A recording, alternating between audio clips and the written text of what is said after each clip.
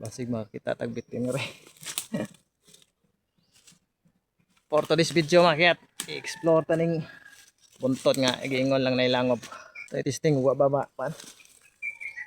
Wa ba masira ba. Tungod sa kadugay sa panahon. Panahon og naa ba makitaan ba nato. Nani to mo is buntot.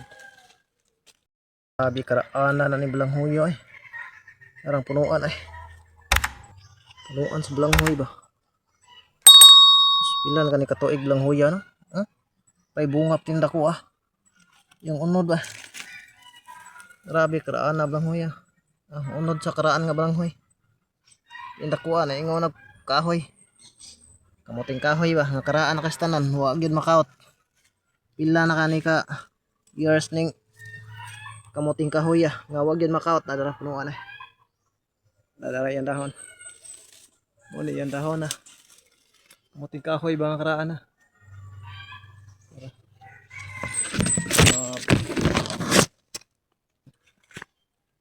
Yung unod sus nanggungis na sa karaan. Tako ang guwang.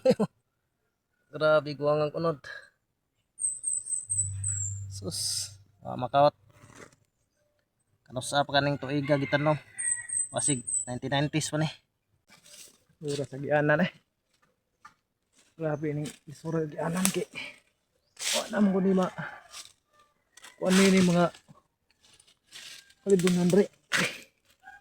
Wa na kay muari ba. Wa na kay magsuot-suot sa mga kalibunan re. Lahi na mga batan-on ron di naman kay magsuot-suot og kalibunan. Magsuot lang, masuot-suot lang kalibunan kung kuan. Ana mag food trip ba manguhog ka ng mga tawag din sa mga taklong. Pero di gid maabot kay diri dapita. Na-miss na jud ko ni bato ha. Kay moro siya gikulit nga porma repolyo gani pero dili na siya na perfect og porma tungod sa basin sa kakaraan na siguro niya. Sa dugay na siguro. Pero mura siya porma repolyo na. Siya porma repolyo ba dahil mo niya ko ano. Kiniyahang udlot. Kini mga dandahon niya. Oh. Siya porma repolyo na. Siya porma repolyo. Na-miss lang ko. Pero dili na siya perfect tungod siguro sa kadugay na niya ba. Tungod na sa kadugay niya murag nakuan siguro. Na damage. Bandilad tre taas yan. Sabing taas posible nang naisag sa babaw. Mayroon ng posible na yan na mayroong pugad sa itaas. Kasi ganyan ang mga burito ng mga langgam na yung mga tinatawag dito sa amin na punay. Pukuga. Yan ang paborito niyang gagawa ng pugad. Yung mga matataas na kahoy, punong kahoy.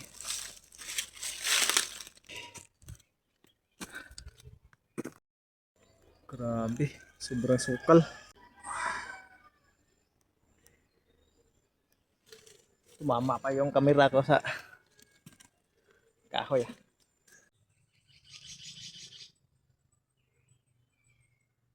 Saan yung langop sinasabi nila? Hindi na kasi ito dinadaanan ng tao ba? Wala na kasing taong lumadaan dito. Kaya sobrang napakasukal. Delikado pa kapag mayroong ahas dito.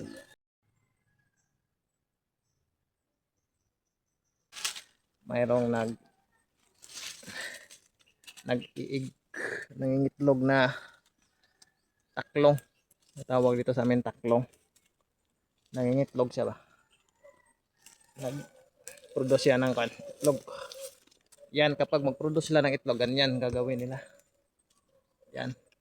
Lulukotin nila ang yan. Lulukotin nila yung dahon. Yan. Gawin nilang bahay. At dyan sila magpo-produce ng itlog sa nilulukot nila na dahon ba. Dahon ng mga puno, kahoy. Yan. Dyan sila banda maglagay ng kanilang itlog. Yan. Magandang pagkagawa niya.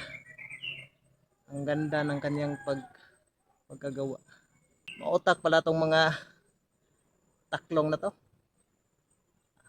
Hindi talaga makuan, hindi mahulog yung mga itlog nila kasi pinuputos nila ba, binabalot nila ng dahon, nabalot na ng dahon ng kahoy.